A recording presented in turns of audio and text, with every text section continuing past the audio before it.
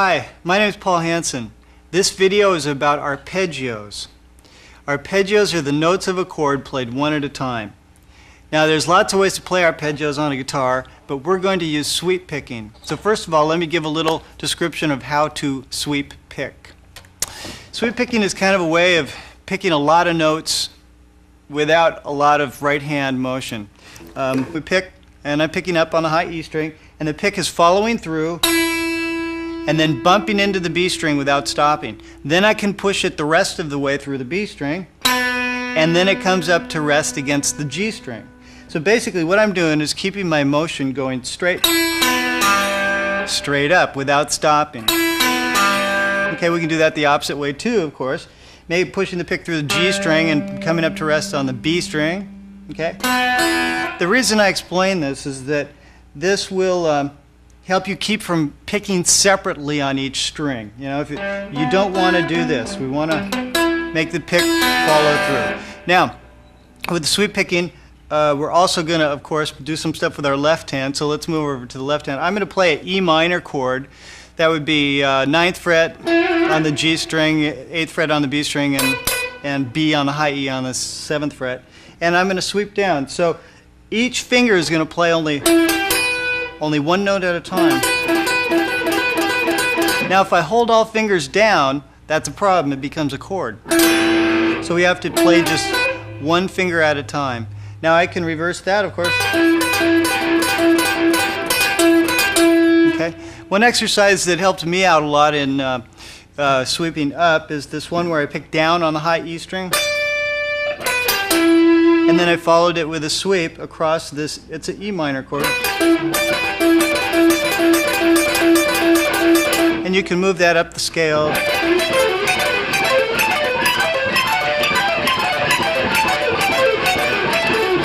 You don't have to play it all the way up, but this should give you something to work on your sweep picking with. You can reverse that, go like this. Okay, let's move to what an arpeggio is. Now, arpeggios, like I said before, are the notes of a chord played one at a time. Okay, so let's understand a little bit what chords are, so that then we can know what arpeggios are as well.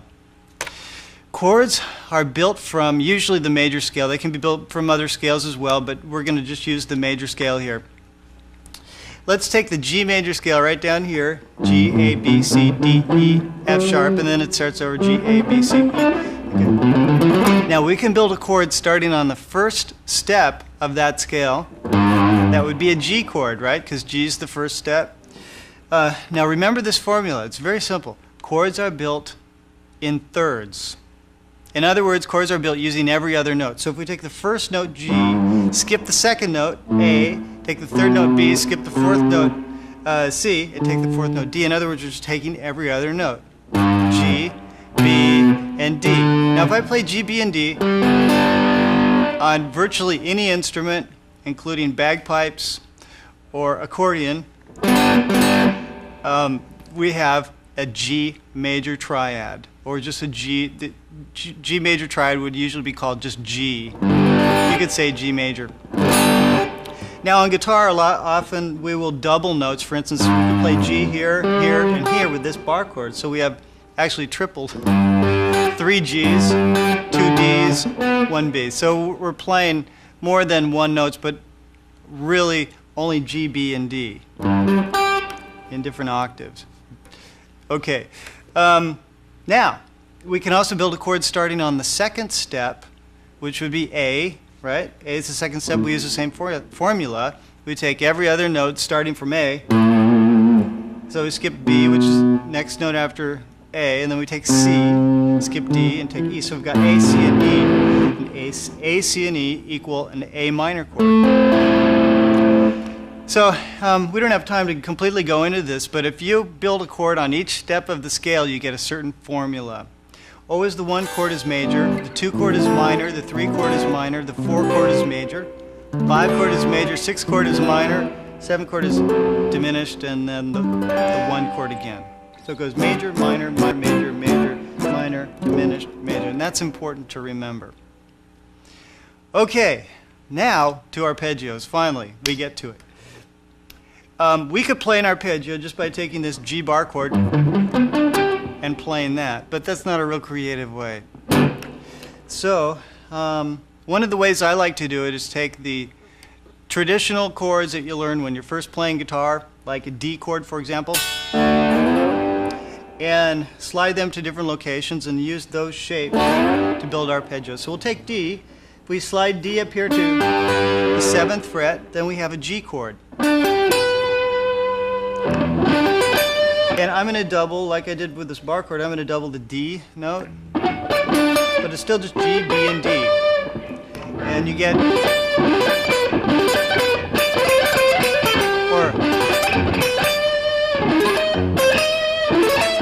and you can get a ballpark doing that. Anyway, so now let's build the 2 chord in the key of G. We're going to do that same thing, only with arpeggios, going up the major scale with chords. We're going to use arpeggios though. So the 1 chord is G. Let's take a D minor shape and slide it up here. Now it becomes an A minor. And I'm going to descend to make it more interesting. So 1 chord ascending, 2 chord descending. Let's go to the 3 chord, which is minor, and ascending. So I go all the way up the scale.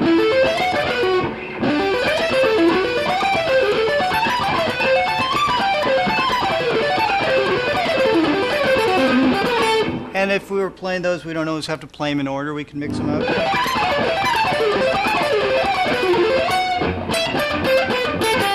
Okay. Now, let's try another chord shape. We use D. We could also use a C chord. If we slide it up to here, put a little capo there, we have a G chord as well. So I'm going to play the same thing, 1 finger at a time. Remember, we're sweep picking. And then here, I'm going to double the D note twice. Okay, and then we'll go to the 2 chord A minor.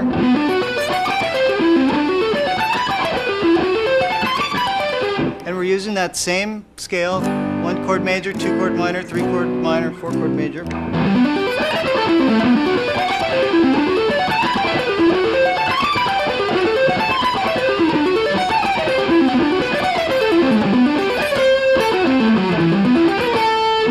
Okay, now, of course, we don't have to play those in order either. We can play any one of those arpeggios. And they're all built from the G major scale, because chords are built from major or scales, and that's what we did right here. Let's do one more thing. We can combine these shapes, because actually the top half of the C shape is actually a D shape. So let's say we take the 4 chord and the 5 chord in the key of C. That would be G. I'm sorry, the key of G. That would be G, A, B, C. So we're going to take a C chord and a D chord, and they're both major. The 4 and 5 chord are major. So here's a C chord. Now at the top of the D chord, I could just stop right here on the G string and slide back down. Now I'm playing the D shape. So, at any point I could continue down the rest of the way. And I could move up using that system through all the arpeggios.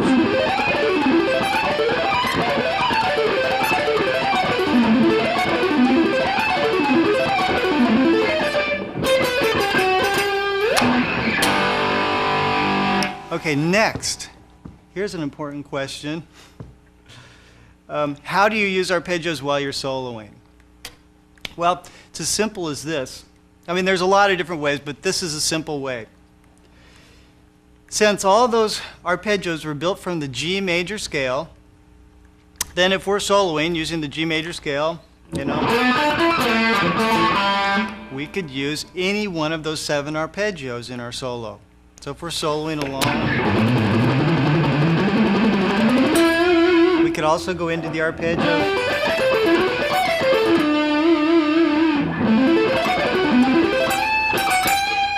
And they all work. All 7 of those arpeggios are built from the G major scale. So if we're playing in the key of G, they'll all work. Okay, one more step, one more thing. If we're playing in the key of E minor, we're also playing in the key of G. That's called relative minor. And if you're not familiar with this stuff, you might want to study up. Every major scale has a minor, a relative minor. That just means that, for example, if we're playing in the key of C major, for example, all the white keys on the piano, all those white keys are also in the key of A minor. If we're in the key of G major, we're also in the key of E minor. Bottom line is that you can use all those G major arpeggios we just did in the massively used E minor key. Okay? Now, let's see. I've got a progression here that is a pretty simple E minor progression. A friend of mine, Pete Evans, a real good guitar player, and I came up with a bunch of progressions a while ago, and this one's real simple. It has based around E, and it goes to the 4-chord A at a certain part. So let me use, and I'll demonstrate some of those C and D shape arpeggios over this progression in the key of E.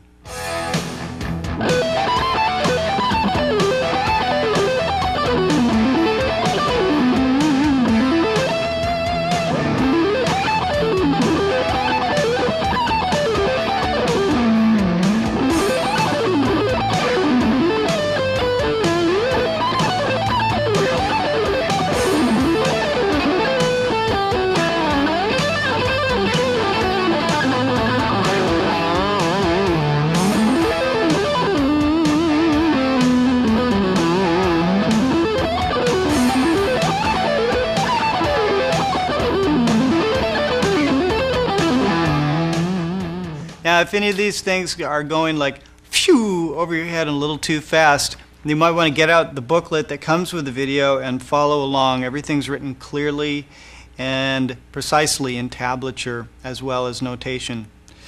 Another thing I just want to briefly say is that there's two types of phrasing that I kind of make a distinction between: even phrasing, even meter phrasing, and floating meter phrasing. In other words, with even meter, you're going to play 16th notes, 8th notes, triplets, things that fit evenly into the time, like 1 E and a 2 E and a 3 E and a 4 E and a 1 E and a 2 E and a 3 E. And then with floating meter phrasing, that's basically where you just play as fast as you want.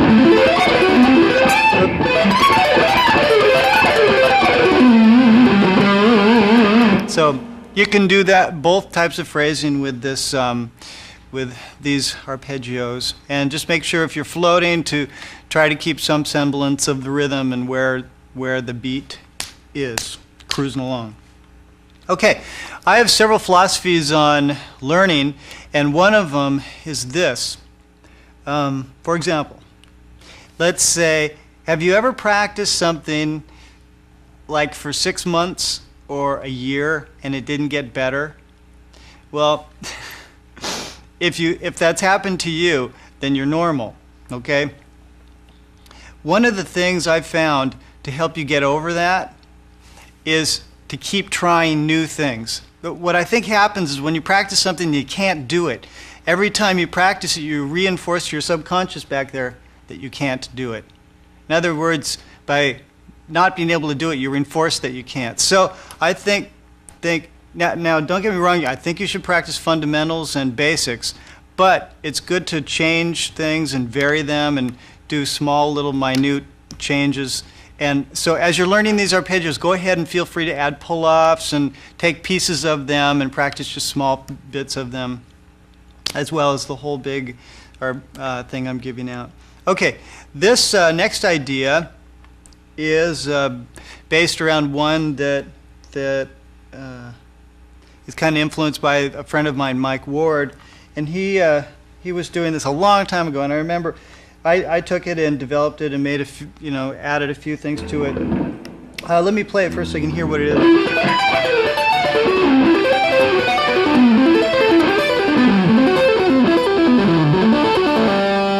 So it's basically C shapes, but it's a little bit different, like what I was talking about.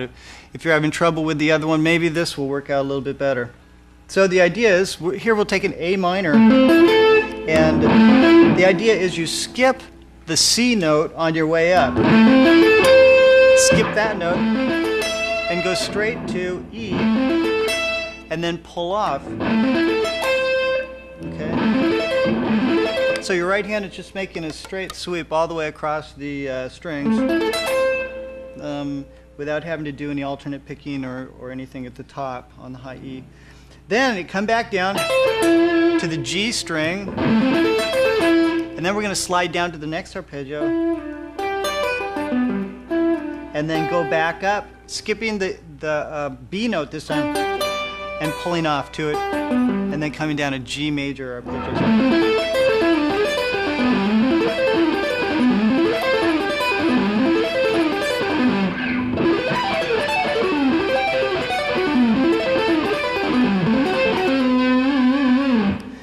Okay, and I found this neat little thing you can add on to that.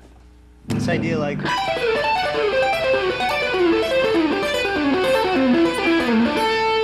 and let's say you're going up that C, that A minor, and then I just moved and played all the way through all the chords in the key of G, for example. Now I could start with an E minor arpeggio, which is the 6th chord in the key of G. Remember? G, A, B, C, D, E. The 6th chord is an E minor. So, or I could go back down.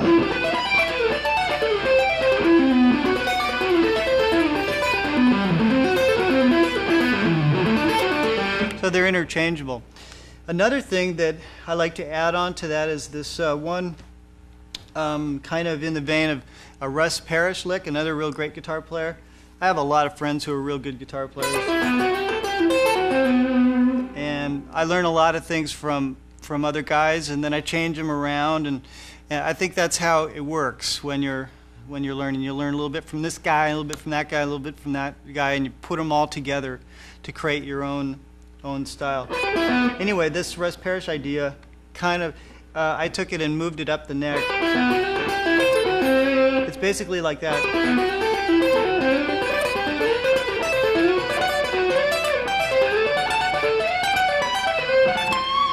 Now, if I add that on, well, let me explain it just so you see it slowly.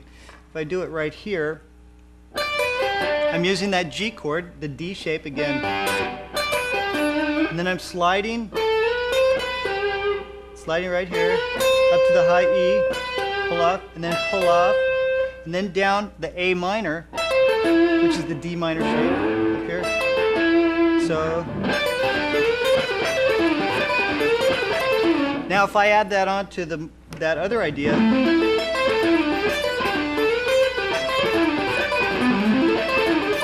it gets kind of convoluted and complicated.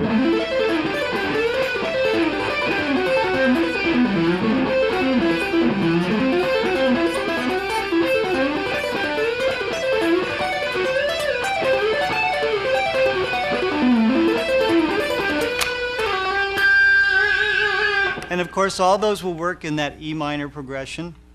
So let me play those basically slowly in an even meter over the progression.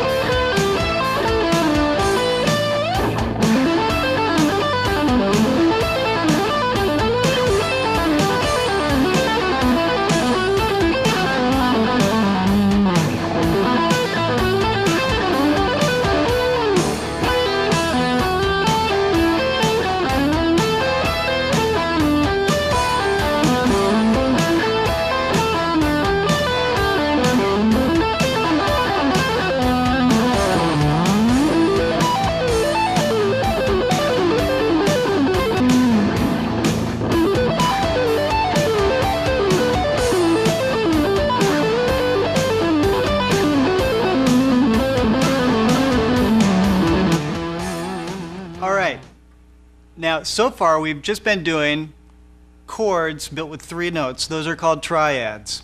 Okay? You can also build 4-note chords. If we build, for example, a G major 7 chord, then we would take the root, skip the second, take the third, G, B, and then take D, and then we take the 7th note. Okay? That's called a 7th chord. Notes with 4 chords built in thirds, chords built with 4 notes are called 7th chords because they have the 1st, the 3rd, the 5th, and the 7th. Okay? Let's try building an E minor 7. That would be the 6th chord in the key of G major. Okay? E minor 7. And we're just going to use 3 strings. Okay? So what I'm going to do here, this is like what we did right at the beginning of the video, only I'm going to add an upstroke right at the top on the 7th. It's actually flat 7. It's a D, and that's on the G string, D on the 7th fret. I'm going to pick up and then sweep down across, the 9th fret, 8th fret, 7th fret, 1 finger at a time. Upstroke, setting up the down sweep, and then pick up. So I get the. Now if I go to the next chord in the key of G major, it's going to be an F sharp minor 7 flat 5, which is a big name, but it's not that big of a deal. And I'm going to descend. So here, so I pick down, or I can just slide and pull up. So move to the next one.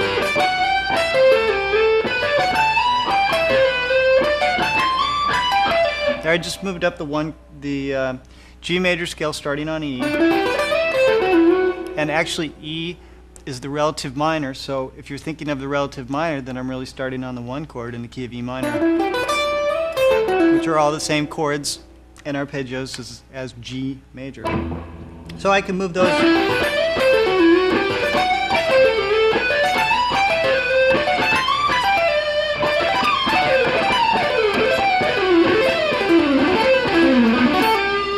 All the way down the neck, and we get this nice little 7th chord kind of thing. All those are in the key of G major. Now, I came up with a neat idea. In any major key, there are 3 minor 7 chords in that key. The 2 chord, which would be A minor in the key of G, the 3 chord, which would be B minor, and the 6 chord, which is E minor. So, and this is, it seems to me that this lick or a lick like it is on some Steve Vai record. So maybe he was doing it before me. I don't know. So the idea here, I'm going to pick up and do the E minor, same thing we did here, only all the way up here. Then I'm going to slide to the 2 chord in the key of G and come down, play an octave below the E. So then we get this big, cool-looking thing.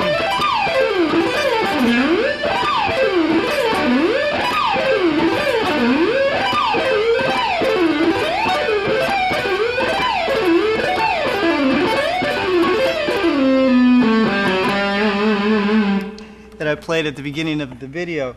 Now, these slides are kind of difficult, but the thing is, after you practice them for a little while, you start getting used to them, and they're not too bad. Keep an eye on your little finger, because that's the finger that is going to be that's going to play the first note that you go to when you move.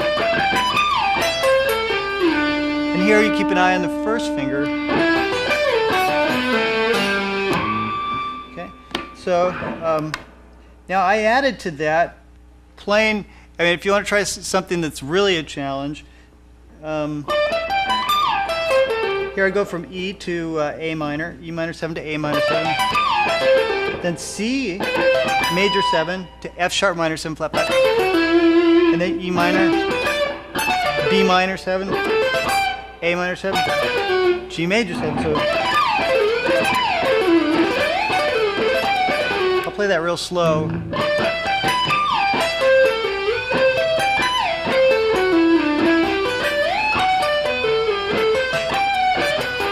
I'm kind of slopping it up a little bit with the rhythm. the way I'm playing it is 1, 2, 3, 1, 2, 3, 1, 2, 3, 1, 2, 3. At least I'm trying to play it that way. 1, 2, 3, 1, 2, 3, 1, 2, 3, 1, 2, 3, 1, 2, 3, 1, 2, 3, 1, 2, 3, 1, 2, 3. Which works real well.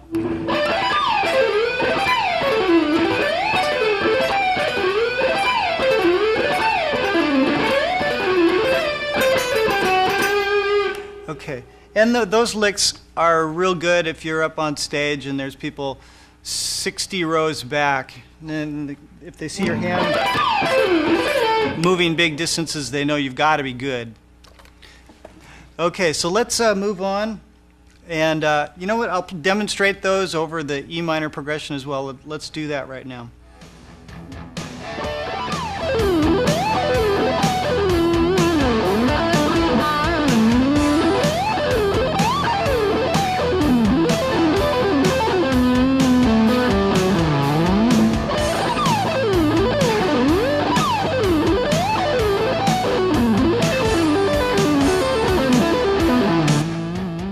Okay, let's do one more arpeggio idea. This one's really neat. This is a real cool one.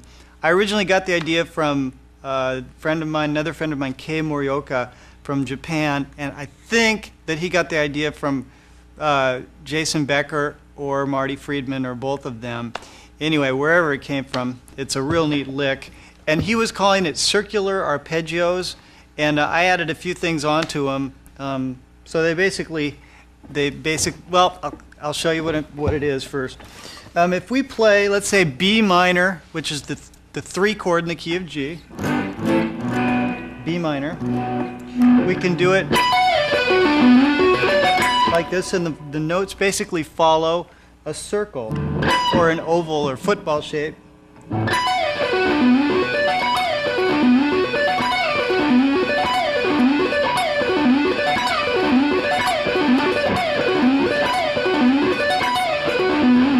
What I'm doing here, I'm starting on B, pulling off to F sharp, going to D, going back to B, F sharp, D, just B, F sharp, and D, right? B, D, and F sharp are the 3 notes in a B minor triad. Down to B, sliding to D, F sharp, B, D, F sharp, and back up. And there happen to be 12 notes, 1, 2, 3, 4, 5, 6, 7, 8, 9, 10, 11, 12. So that divides into 3 real well, so these work out well as being triplets, these type of arpeggios. 1, 2, 3, 1, 2, 3, 1, 2, 3, 1, 2, 3, 1. Now if you want to move to another arpeggio, one place you can do it is when you slide back up with your little finger. Let's say you slide just up to C, which is the minor third in the A minor chord.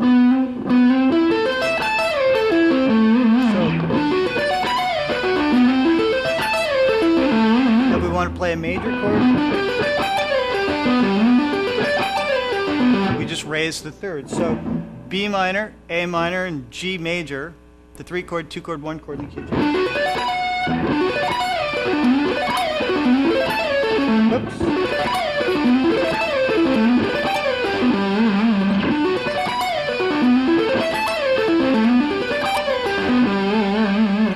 Now, another thing that's neat to do is make figure 8s out of them, and basically the idea there, when I get the little finger here, I'm going to slide down and then go up this B chord right here. So, and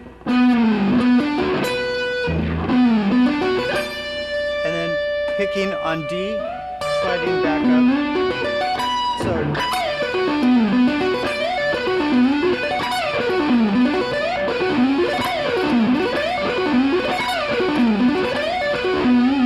those are all the notes from a B minor triad. B, B, D, and F sharp. Okay, another thing, figured out how to come back around and basically make 3 loops. Same thing. Now as I'm sliding down here, I'm not going to a note. I'm just sliding and then starting on the D string. And then I go down to this chord shape, little finger, sliding. Okay, and then I work my way back up. I'll play the whole thing real slow. You might want to look in the booklet and follow in the tablature.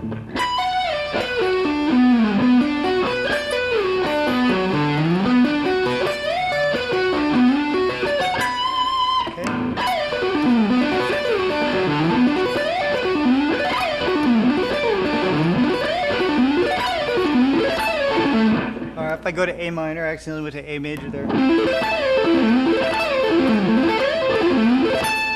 Okay, so I'll use these circular or looping arpeggios over the rhythm track.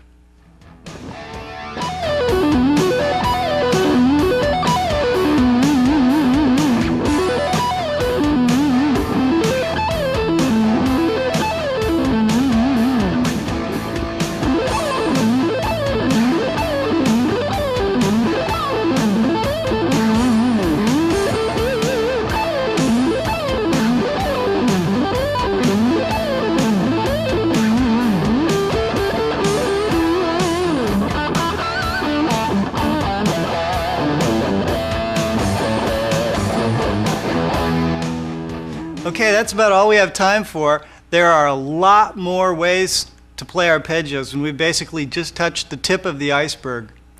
So keep trying new things, and you can change around some of these ideas and add them together and mix them up.